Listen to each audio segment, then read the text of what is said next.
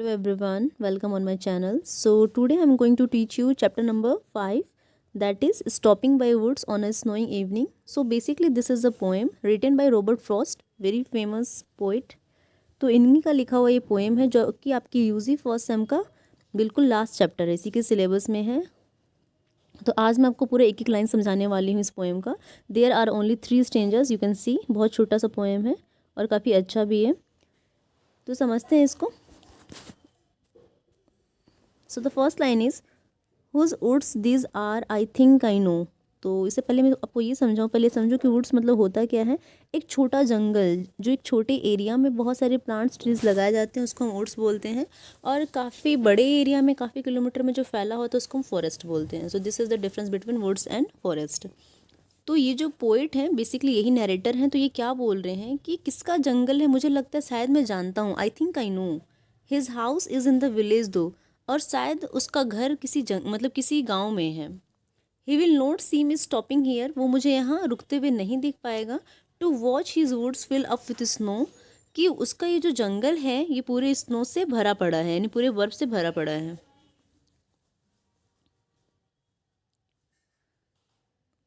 My little horse must think it queer to stop without a farm house near Between the woods and frozen lake, the darkest evening of the year, he gives his harness bells a shake to ask if there is some mistake. तो second stanza में ये है कि first line में माई little horse मतलब मेरा जो घोड़ा है, जो बहुत छोटा भी है, वो ज़रूर सोच रहा होगा कि हम ये कहाँ रुके हैं। To stop without a farm house near, मतलब यहाँ पे कोई फार्म हाउस भी नहीं है, फिर भी हम यहाँ पे रुक गए हैं।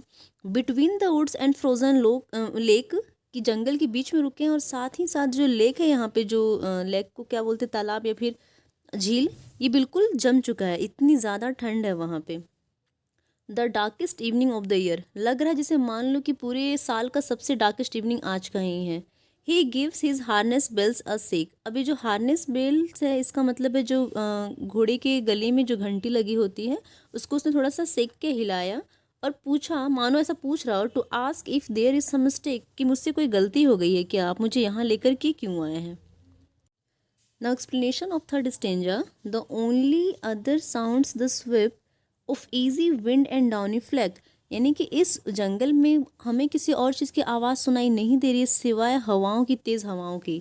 The woods are lovely dark and deep but I have promises to keep. कि ओल्दो ये जगह इतनी खूबसूरत है, इतना अच्छा लग रहा है, लेकिन फिर भी मैंने खुद से प्रॉमिस किया है कि देखो ये जंगल लवली है, डार्क है, डीप है, लेकिन फिर भी मैंने खुद से प्रॉमिसेस किए हैं कि and miles to go before I sleep, and miles to go before I sleep. और यहाँ पे बेसिकली नॉर्मल स्लीप नहीं है, यहाँ पे जो पोइट है ना, यहाँ पे स्लीप को इन्होंने डेथ से कंपेयर किया है, कि जब तक डेथ नहीं आ जाती तब तक मुझे आगे बढ़ते जाना है, आगे बढ़ते जाना है। और ये काफ़ी फेमस लाइन है भी, बहुत लोग इसको अपने बायो में यूज़ करते हैं, अपने स्टेटस में यूज़ करते हैं, काफ़ी फेमस कोट है। क्योंकि इसका मतलब होता है कि जो भी हमने प्रोमिसेस खुद से किए हैं, उस प्रोमिसेस को पूरे करने के लिए हमें आगे बढ़ते जाना जब तक कि हमारी डेथ नहीं हो जाती। और ये जो लाइंस थे, ये बेसिकली पंडित जवाहरलाल नेहरू की जब डेथ हुई थी तो उनके टेबल पे इसको पाया गया, तो उन्होंने लिखा था अपने किसी पेज में और रखते थे वो हमेशा अपने बेड के पास। So this is all about this chapter. I hope आपको समझ में आ चुका होगा। काफ़ी सिंपल सा पोएम है, ईजी सा है। और अगर आपको समझ आ चुका है then please hit the like button and do subscribe to my channel.